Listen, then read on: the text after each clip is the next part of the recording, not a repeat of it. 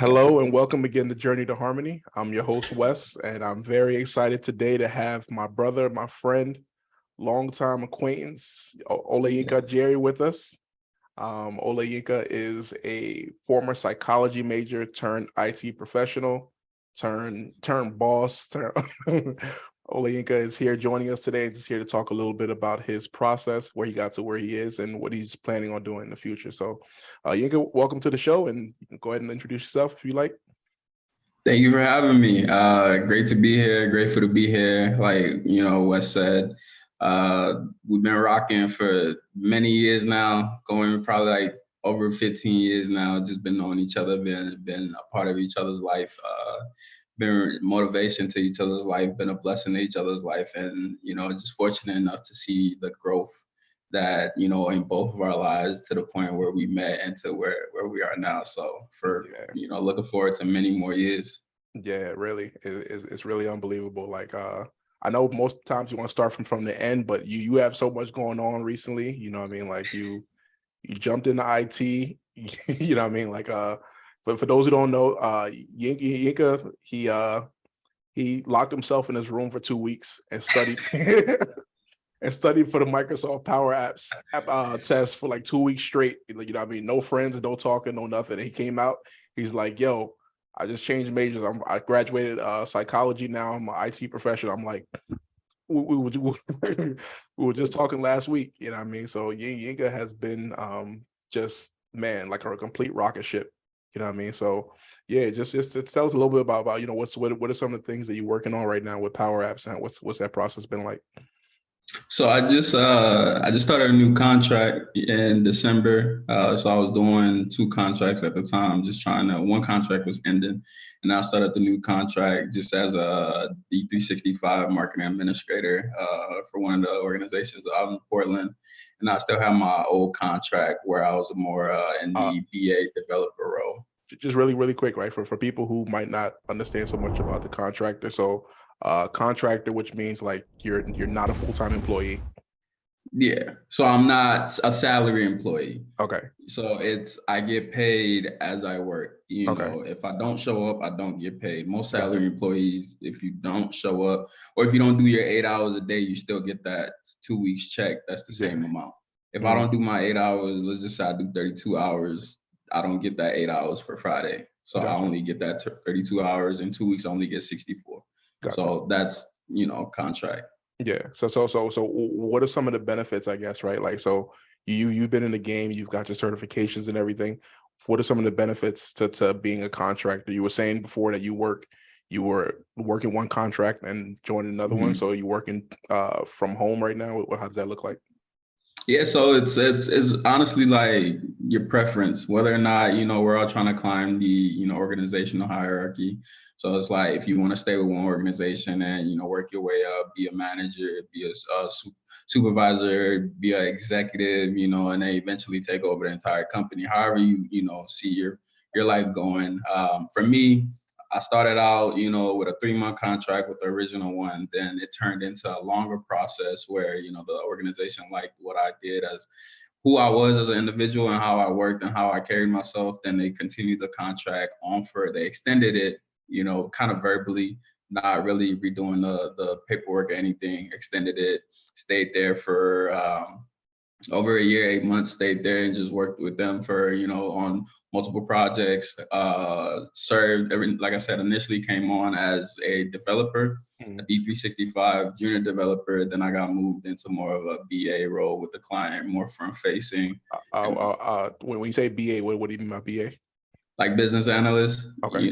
just, like I said, front facing, meeting with stakeholders, requirement gathering, trying to analyze their business processes, process improvement, process management, things like that. And just trying to overall, I, I would say overall, upgrade or improve their process. So from the BA aspect, meeting more with developers, meeting, gathering, like I said, gathering requirements and transferring those requirements into, actionable items for my developers to go back, work on. Then I come back with the client, make sure that's what they looking for, what they're looking for.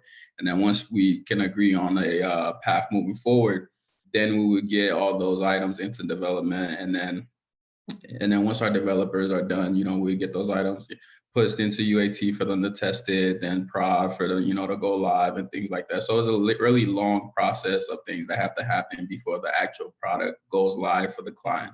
But as the BA, every step of the way, I'm, in there, not necessarily hand holding because, everybody knows like what they want, what they're doing, but you kind of have to guide it, tailor expectations, manage, expectations and Gotcha. how like budgeting and things like that, and just try Yeah. to make sure everybody's on the same page as far as stakeholders, clients, product owners, and Yeah. also, the developers who at times don't really interact with the client, where they're Yeah. just in the back end, just like, yo, I built it. Like, Yeah, what for else do sure. you want from me? Nah, that's a lot of detail right there. So again, for some of our, it's funny, right? You spend so much time in the midst of software developers that like your conversation has become just like you're talking to software developers all the time. You know what I mean? So again, Yeah.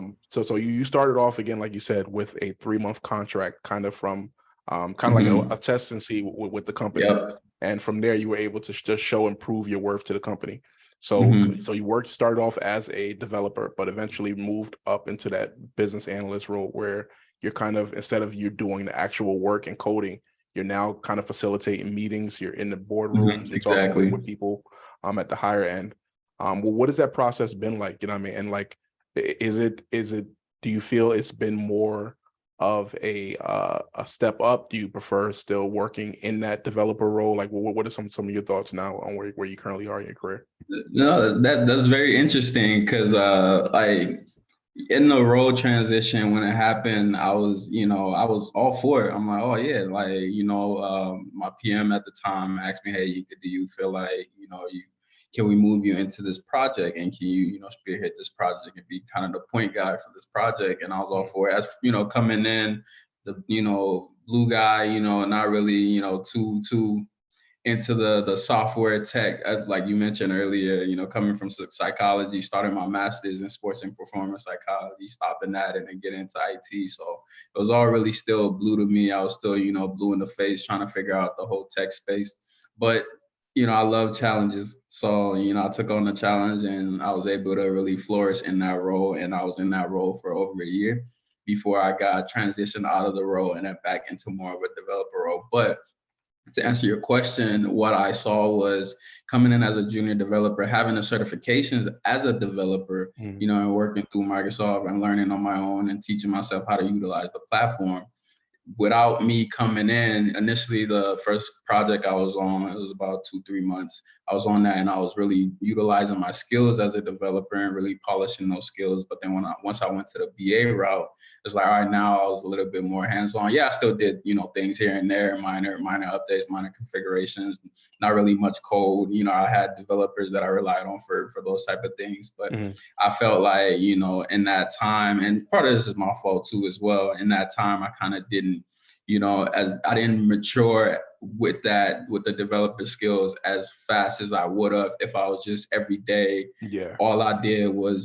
code, yeah, configure, dive in the back end, figure out how, if I was doing yeah, that every day for the entire time that I was there, I would be a lot more further along with my yeah, developer skill set for than I sure. am now. Mhm. But in saying that, also the front facing aspect of it, pretty much I feel like I've become a master at that. Mhm. Just knowing how to, like I mentioned earlier, knowing how to talk to the client, knowing how to tailor expectations, knowing how to bring people together and facilitate those meetings and figure Yeah, out pretty much running after people, figuring out when the best times would be for us to whether that's for sure. test something that a developer has done, or whether it's changing a process that the client initially wanted, and getting back with the developers and being Yeah, able to talk soft to the yeah, technical guys and then technical to the soft guys, and just yeah, so that skill has been developed. absolutely. What do you like? So when you and I first met, right? You had just come back from from Africa, from Africa, Liberia. yeah. To tell us a little bit about your earlier days, right? So before all of this other stuff, like tell us, you know, what I mean, just how did that initial meeting happen? What was that life like prior to you really settling down here in America? Yo, man, like, initially, like, I was here. I came, my father sent me from Liberia. I was born in Liberia during, war times. Mm, My family came from Nigeria. My mother was 6 months with me. My dad took everything he had in the bank and flew his family to Liberia because at the time you couldn't play domestic visa, DV, mm, out of Nigeria. So he went to Liberia, and that was like, my one shot. I'm trying to go to the States. He played DV in Liberia, and they didn't win. mm, So no more money, like you can't go back home. So he ended up making a life in Liberia. And then, uh, obviously 3 months later, my mother had me. I was born there. Despite, both of them being Nigerian, I was born in Liberia. Six yeah. years later, I was fortunate enough where my father sent me to come and live with my uncle. Mm, And my father, what he did, he was a pastor. So a lot of what he did was he used to help a lot of people play the DV process or work through immigration and work with the embassies in Liberia and then get them to whether it's Europe, Asia, America, yeah. wherever they're trying to go, he would help them. So he Yeah. helped my uncle initially. And then 6 years later, he sent me to come and live with my uncle. In that time, like Mm, from six, coming to America, being in Minnesota, leaving Minnesota when I was young. I came to America, I couldn't even speak English. Like I only knew how wow. to speak my dialect. I knew how to speak Yoruba. So I came in like 2000. From 2000, went to school in Minnesota, left Minnesota, and then ended up in Houston for a couple of years. Then Katrina hit, Yeah. and then we left. Ran out of Houston when that was going on. Went back to Minnesota, and then in like '08 is when like things went downhill from there. '08, I started hanging around the bad crowds, like we like to say, hanging around the wrong crowds, and their influences rubbed off on me.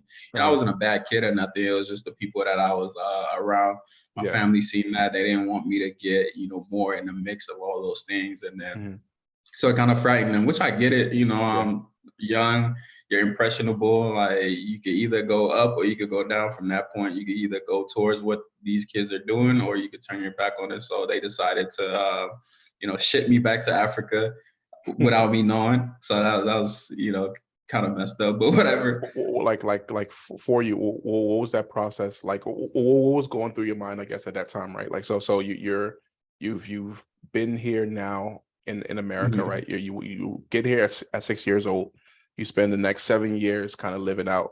You've been away from your father, your mother for some time, Yeah. and you're with your uncle. I mean, other people are able to love you a lot, but it's difficult to not just be around those people who raised you, who born you. What are some of the thoughts you were going through during that time period? I mean, you said you got in the um into some trouble with some friends and things like that. What was going through your mind during that time period? Yeah, so like, living with my uncle at the time, like we didn't really spend that much time together. We didn't like our relationship was kind of strained because, he was doing his best to go to work and, that being like I go to school at 6 a.m. in the morning, 7 a.m. in the morning, Mm-hmm. he sleep. By the time I come back at 2 p.m., 2:30, he's going to work. By the Yeah, time he gets off at 11 p.m., I'm asleep. yeah, So that went on for like, even after I came back, like that went mm-hmm. on for a while. And while I was young, that went on. So I had like all the freedom to really do anything I wanted. Like I'll Yeah, go out, hang out with my boys, make sure I'm back, get the phone call like, yo, what's good? I'm here. Hang up the phone call. I'm back out in these streets. So yeah, like it was just not necessarily neglect, but I just didn't have that like family bonding. I didn't have that guidance. It was pretty much just me raising myself. When I come from school, I gotta go find food. I gotta go make food for myself. I gotta go mm-hmm. eat. I gotta get ready, do my homework. I gotta get ready for the next day. Yeah, Figure out what that lifestyle was. I found a rhythm as I was younger, but like I said, just not being like really structured, my life not being too structured. It was just, a lot too much freedom for a young kid to have at that time and just be, definitely, living alone, but not living alone. definitely. So let's fast forward a little bit, right? So you've gone to Africa after this time period. They send you back home. You come back to Yeah. America. You go through your high school years, and now you're at graduation now. You're here. What is that process like? Like everyone. I'm sure your friends are going to college. They're getting ready to do what they're getting ready to do. What's what was your move at that point? You know what I mean? So going from the high school to being the man that you are now, what was that? And fortunately I had, a great mentor, being yourself, and, somebody that really I think I met you at like 15, that, took me under his wings, and I was, able to come to, Pops's house, the big guy. I was able to be at the big guy's crib and just, come and be around, men, and learn how to be a man, seeing the big guy and what he did with Best Buy, and being like, yo, that dude's a boss. Like, I'm not trying to be just a regular dude out here. Like, I'm trying to Yeah. really have something for myself. So Uh-huh. I knew like I had to do something. I couldn't just graduate high school and be like, all right, that's it. Like, once you stop learning is when you start dying. So it's Yeah. like you have to constantly learn. So I knew it wasn't necessarily like go to college, but I knew like I had to do something else. And that's Yeah. when you offered the opportunity. We went to Georgia. Georgia ain't work out. AZ, went to AZ. So at 18 years old, making the decision to, the 110 that I had to go to prom my senior year, like taking the 110 instead of spending that on my, tux ticket to go to prom, to rent my tux and my ticket for prom. I took that money and I bought a one-way ticket out of the state. That And, that that, that we left. that's something that I've admired about you a lot over the years, right? So like I've always sought to be a mentor, right? So like just Mhm. the things that I received from other people, other role models, I've always tried to pass that on to try to guide people. But at the end of the day, you know what I mean? Like it's not as much as you want to pass something on, it's up to someone else to be able to receive that. Yeah, yeah. So something I've always admired about you is that like any opportunity that came about, you grabbed it and you seized it On like it. it was, you know what I mean, you held on to it for dear life, you know what I Yeah, mean? So like I'm on like it. it's amazing. Like you spent you so go to Arizona, you're there for a little bit, and then you decide to sign up for the military. Mhm. You know what I mean? Like, I stepped away for a little bit. I come back and everyone's telling me, hey, Yinka's going to the military. You know what I mean? Like you go through that process and you come out, um, you go off to college, you get a perfect score, but basically a 4.0 GPA throughout Yeah. college. You're able to get pretty much your college fully paid for and everything. And now you finish with college, you're preparing to go off to your master's, and then you change into IT. Yeah. How did that work? Yeah, so it was really interesting, man. Like after I graduated, Hamlin, finished that, and then I actually got accepted out the gate straight into my master's. I was like, you know what, the goal, me, like I've always wanted to have my doctor's degree, and that's not even like uh, because of anything else or a job. That's just a personal life goal of mine. Yeah. That's just something that I want. Mhm. So I was like, what, I just want to, like, I did my bachelor's 4 years straight. Like I never Yeah. stopped. I did, once I got out, I did summer, fall, 4 years straight. And then Mhm. I got it. So I wanted to do the same with my master's, but then, fatigue started to hit in, and it was like, yo, I just did 4 years straight of this. Like I'm tired. Like I just need a break. And I was running into more issues with my eyes, and Yeah. I had that year prior, I had just got eye surgery on my eyes, to get those frozen. So I was like, let me take a break. Let me just get away from it for a little Mhm. bit, get away from school for a little bit. So I withdrew from the program. And then after that, I went, my brother, Nuke, he invited me out to Detroit. And, I was in Detroit, and, the guys have always been telling me like, yo, if you get into IT, like, I think you'll kill it. Even O tell me like, yo, I think you'll kill it. Like if you get into IT, but I never saw myself doing anything IT. Even when we used to be at the crib Mhm. up in New Brighton, like, he used to pull up with his laptop and he'll be working from the crib. And I'm like going to school. I'm like, bro, if you don't leave me, like I'm back in the room playing 2K. Like I don't care about none of that IT stuff. Like I got class Uh, tomorrow. yeah. So it was really interesting. Like I literally, during that trip in Detroit, I sat down, knew, he was doing his thing, running around, and then in the Airbnb, I was just like, you know what? It was Christmas time. I was like, you know what? If I'm gonna do it, I'm gonna do it. So I literally sat down, he left, they left the crib. I sat down and I was just like, I was just like, I'm gonna study. Like him and Brita invited me to go out with them to go do something. I was like, no, I'm not gonna do it. I'm gonna just sit here. I'm gonna just study this. And that was Microsoft Learn. I just went to Microsoft. I picked up a module, the 900, initially the 900, and I literally just sat there and just started studying. Obviously, I didn't finish it at the time, but once I started studying it, I got more into it, but still, once I got back to Dallas, I still put it down. I was like, nah, I don't even think so. I walked away for another 2 months.